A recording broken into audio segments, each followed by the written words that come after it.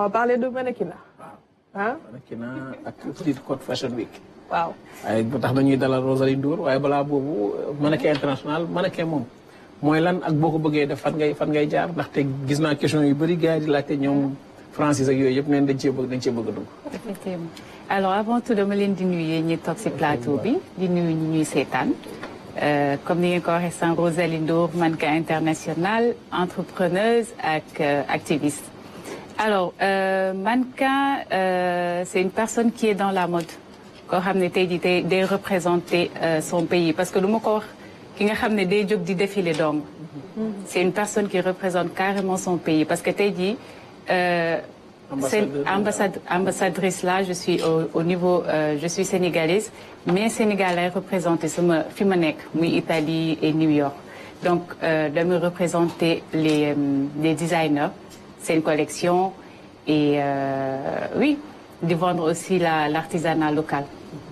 Donc ku bëgg a nekk mannequin nag c'est pas difficile je dirais parce que booy xool ñu bëri dañuy naan mannequinat bi c'est facile peut-être c'est les gens qui ne font pas les bons ñoo koy def da ngay ñëw rek jël sa talon dox non il faut déjà nga am base parce que tey jii su ma bëggee nekk mannequin international visé wu ma seulement le Sénégal visé wu ma seulement l'Afrique dañuy génn te boo bëggee génn il faut nga am yenn base parce que tey jii ki jàngul peut-être du mën a wax anglais ki jàngul tey jii mënul utiliser téléphone am pour quitter beneen pays dem beneen pays localisation du mën a utiliser donc je dis que le mannequinat n'est pas seulement le fait de marcher de défiler de représenter. ak lire contrat yi. ah mën ko ak lire contrat yi. waaw effectivement ak lire contrat yi parce que ñu bëri tey jii boo jàngul doo mën a lire sa contrat. Après mën nga am sa agent waxoon rek li muy ñuul tey bëri xaw ma ci dara. effectivement nga jël rek signé. effectivement donc il faut vraiment la base ce que je dis toujours aux gens le mannequinat c'est bel et bien beau di nga gis nit muy défilé fii nga ñëwee ko ne ah kii mu ngi défilé marque bi mais il faut nga am base. parce que sinon am na yu bëri yu nekk ci suuf boo xam ne boo dëgërul rek. peut-être mën nga chuter te au moment où am nga ñoo xam ne ñu ngi sa ginnaaw. effectivement day am coup bas. léegi yow boo xamee ne y a des gens qui sont derrière am na ay xale yoo xam ne parce que maa ngi ko doon wax rek monsieur am na ay xale yoo xam ne ñoo ngi lay suivre am na benn côté boo xam ne waroo ko chuter parce que aussi les enfants ils regardent les images te à travers les images li ñu leen di woon mën na bañ a nekk loolu mais dañ lay suivre donc c'est toujours bien de montrer le bon côté pour l'éducation surtout des enfants. Combien de temps nga ci def? Alors man depuis 2008 hein. Ah oui, depuis 2008 fini Sénégal parce que maa ngi commencé woon si côté di def ay Miss élection bi jot naa Saly Miss Petite Côte Miss Thiès ak même Miss Sénégal je l'ai fait en 2012 mais après comme sama parents yi moom il fallait que man ma jàng pour suivre ce que je veux donc dama doon jàng en même temps di def le mannequinat de base soit je devais être basketteuse wala hôtesse de l'air parce que de base li ma jàng aussi hôtesse de l'air la. Après mon bac j'ai fait mes 3 ans comme hôtesse de l'air après continuer aussi ci mannequinat bi. donc tey jii nga war a organiser li nga xam ne moom moo di Petite Côte Fashion Week. taxawaay bi lan la taxaw seetlu bi da ngay dafa am loo xam ne dafa manqué. ci Petite Côte bi nga bokk ko fa indi wala nga gis ni designer ni fa nekk ñi yëngu ci wàllu mode amuñu jàppale bi ba nga ne xam ne tey naa fa organiser manifestation. loolu la sax nag donc jàppale bi war.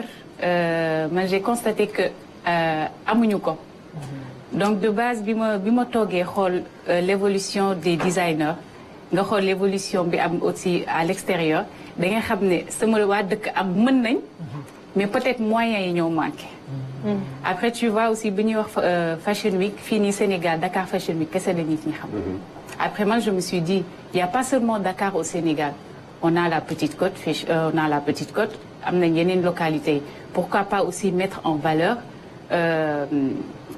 artisanat local bi et puis mettre en avant aussi la culture parce que tey bi ñuy def Petite Côte Fashion Week c'est pas seulement pour la mode de base c'est la mode mais dañuy exprimer au niveau de la mode pour indi leneen ou wax ci leneen parce que du moment où designers yi ñu ngi liggéey yow ngay mettre en valeur waa fësal li ñuy def peut-être dinañ gën a jaay.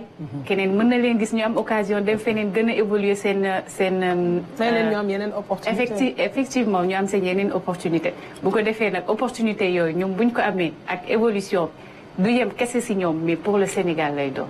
Donc je pense que c'est pas seulement l'évolution personnelle mais c'est benn évolution globale pour tout le Sénégal, l'Afrique en général. Mariam. Soxna Aram man bëggoon naa ko laaj rek d'abord di ko féliciter bu baax. Merci beaucoup. bëggoon naa la laaj ci séeréer ethnie bi nga xam ne ci nga bokk. ñu gis ne dafa am ay valeurs yu ancrées yoo xam ne. dafa bokk ci séeréer. Est-ce que ça a été facile au début. pour que ñi nga nekkal tes parents et tout ça accepter nga def mannequinat. Alors c'est pas facile hein parce que parent bu nekk tey jii day préférer doomam nekk ministre que mannequin. Donc man comme li ma ko wax sànq bi may commencer. ma commencé ndànk-ndànk di dugg ci affaire mannequinat bi sama papa def ma mën a. di yóot di ko def. effectivement di làqatu mais après bu ñu xamee ne yow lii nga bëgg nii teg nga ko ci yoon dañ la ciy jàppale.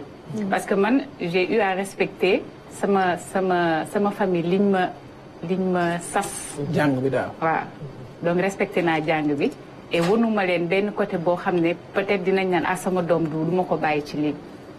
donc c'était pas vraiment facile. Mais quand même, j'ai eu à les convaincre. Et puis, je pense que bettuma leen si benn côté. Donc, ak culture bi aussi, parce que booy xool mannequinat, c'est dans la mode. La culture aussi, mode mu ngi ci. Donc, dañuy mettre en valeur aussi ethnie yi. Parce que booy xool sur la Petite Côte, déjà, on a plus de Lébou et de Sérère.